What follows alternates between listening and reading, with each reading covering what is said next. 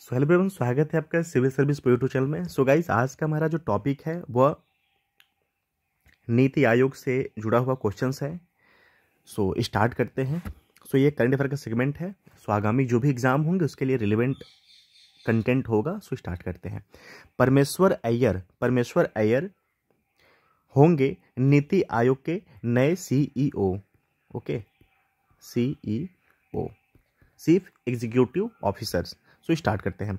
24 जून 2022 को सेवानिवृत्त आईएएस अधिकारी परमेश्वर अय्यर को केंद्र सरकार द्वारा नीति आयोग के नए सीईओ के रूप में नियुक्त किया गया था।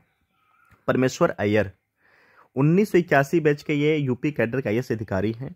यह अमिताभ कांत की जगह लेंगे, ठीक है, और सरकार के सार्वजनिक नीति थिंक टैंक के तीसरे मुख्य कार्यकारी अधिकारी यह बनेंगे।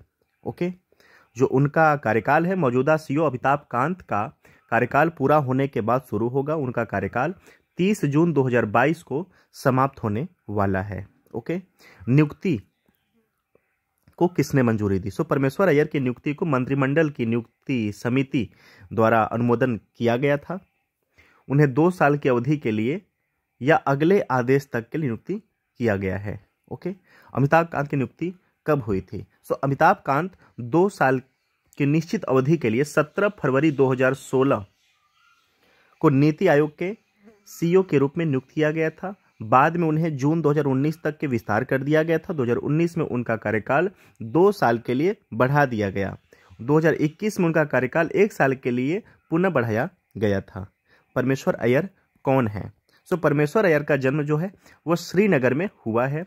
वह देहरादून के दून स्कूल के बाद दिल्ली के सेंट स्टीफेंस कॉलेज गए थे। उन्होंने अमेरिका के उत्तरी कैरोलिना में डेविडसन्स कॉलेज में 1 वर्ष के लिए विनियमन छात्रवृत्ति प्राप्त की। 1981 में वह सिविल सेवा में शामिल हो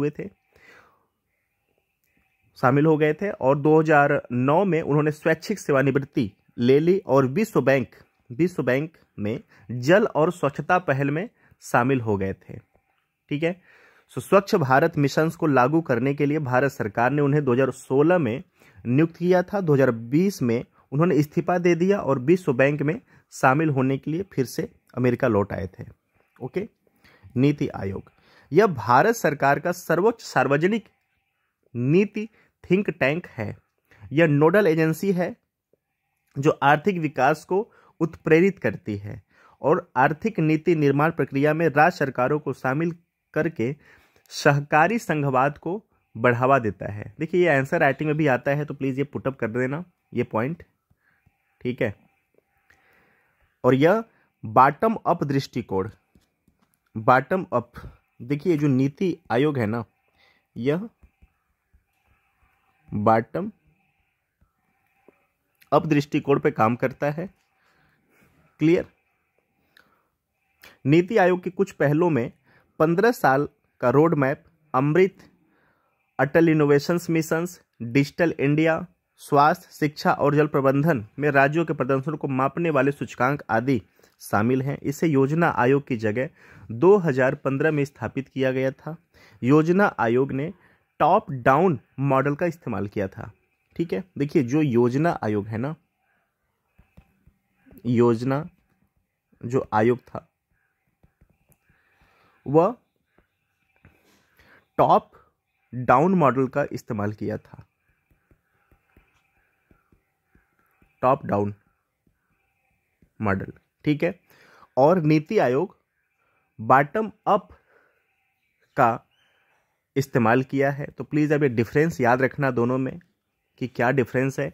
योजना आयोग जो था वो टॉप डाउन मॉडल का इस्तेमाल किया है और NITI Aayog bottom to up का इस्तेमाल किया है। ठीक है, और जो योजना आयोग है इसका जो गठन था वह 15 मार्च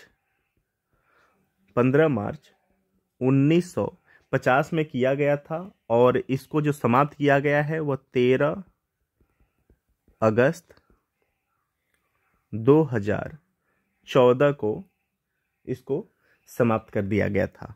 ठीक है, क्लियर?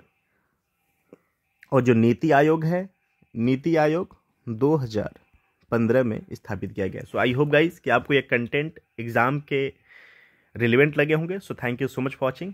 धन्यवाद।